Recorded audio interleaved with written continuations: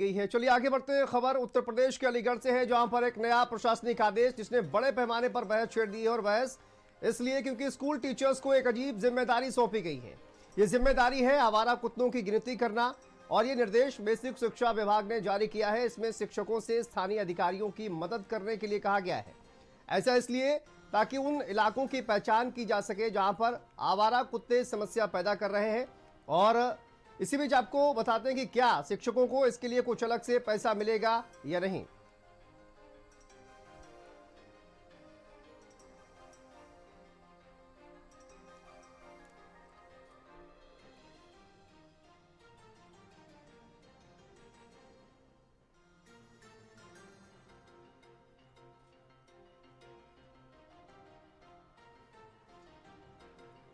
तो देखिए आदेश ये सामने आया है। सोशल मीडिया पर आदेश को लेकर बहस छिड़ गई है। एसआईआर में पहले से ही उलझे शिक्षक अब आप देखिए डॉग ट्रैकर भी बनेंगे। अलीगढ़ का ये आदेश चर्चा का विषय बना हुआ है।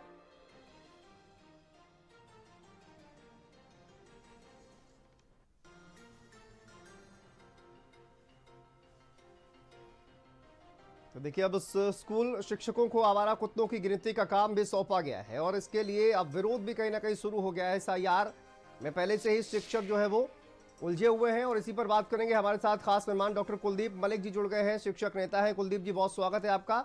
और मुकेश भी हमारे साथ जुड़े हुए हैं, मुकेश से भी जानेंगे कि आखिर ये पूरा मामला क्या है। लेकिन सबसे पहले कुलदीप मलिक जी, ये जो आदेश आया है जिसमें कहा गया है कि शिक्षक जो है वो डॉग ट्रैकर भी बनेंगे, अधिकारियों की मदद करेंगे, ये आदेश क्या है और किस तरह से आप लोग देख रहे हैं?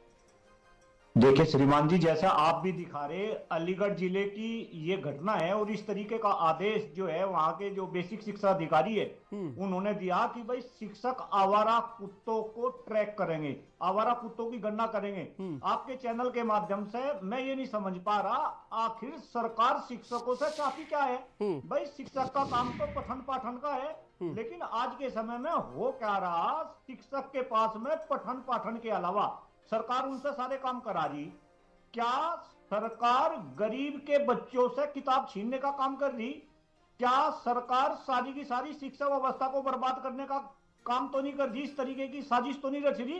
तो कहीं ना कहीं ये अपने आप में बहुत ही गंभीर और बहुत ही सोचनीय है। देखिए अभी आप ही बता रहे थे, शिक्षक अभी तो फिलहाल तो एसआईआर में उलझ रहे, घर घर जाकर शिक्षक सुबह से लेकर शाम तक एसआईआर का काम कर रहे।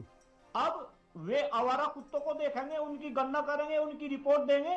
तो आपके चैनल के माध्यम से मैं सरकार से ये अपील करता हूं कि शिक्षकों को केवल और केवल पठन पाठन का काम दे, उनसे पढ़ाए। उनकी नियुक्ति केवल और केवल पठन पाठन के लिए की गई, न कि आवारा कुत्तों की गणना करने के लिए। कभी ये आवारा कुत्तों की गणना करेंगे, कभी ये पशुओं की गणना करेंगे, कभी ये इंसानों की गणना करेंगे। 24/7 12 के 12 महीने इस तो देश कुलदीप में जी, चुनाव आपकी क्या बीएससी के साथ बातचीत हुई है, प्रशासन के साथ कोई बातचीत हुई है, और अगला कदम आपका क्या होने वाला है?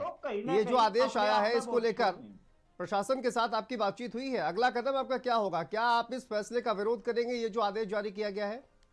नहीं नहीं, बिल्कुल। देखिए भाई, इस फैसले का विरोध हम नहीं, हम तो ये कह रहे हैं भाई, आखिर शिक्षक जिन युवाओं को पढ़ा रहा, वो युवा तो देश का भारत भाग्य विधाता है। और कहीं ना कहीं जो अभिभावक है, अभिभावक को भी इस मुद्दे पे शिक्षकों का साथ देना चाहिए। और आपके चैनल के माध्यम से मैं सभी शिक्षक संगठनों से ये निवेदन कर रहा, ये अपील कर रहा, ये विनती कर रहा कि आप अब एकजुट हो जाओ।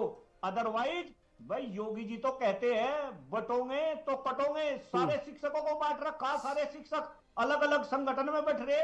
आप एक बात देखो, बेसिक से लेकर और उच्च शिक्षा तक इतने सारे संगठन हैं, और सबको बता कि एक एक करके सबका नंबर आना, क्योंकि शिक्षा व्यवस्था को सरकार जो है बर्बाद करना चाह रही। कहीं ना कहीं गरीब का बच्चा ना पढ़ सके, ये सरकार की चाल है। आप देखिए, पहले तो सारे शिक्षकों को इन्होंने सरकारी में और प्राइवेट में बांट दिया। आप प्राइवेट के शिक्षकों की बात करो, प्राइवेट में शिक्षकों का इतना बुरा हाल है कि मैं आपको बता नहीं सकता। 5-10 हजार रुपए में प्राइवेट का शिक्षक काम कर रहे हैं। तो सरकार को यह समझना पड़ेगा कि जो शिक्षकों का काम है, आप उनसे केवल और केवल वो काम करें। मैं तो श्रीमान जी अभी आपको बताऊं, मैंने अभी एक सोशल मीडिया पर अपनी एक वीडियो भी डाली, आप उस वीडियो को देखिएगा। इस प्रदेश के अंदर राजकीय के विद्यालय खोलने की बात आ रही, लेकिन उन राजकीय विद्यालयों में जो है पढ़ाने के लिए शिक्षक नहीं, वहां पे काम करने के लिए कर्मचारी नहीं। अगर किसी विद्यालय में 500 छात्र है तो वहां पढ़ाने के लिए केवल और केवल 2 शिक्षक है।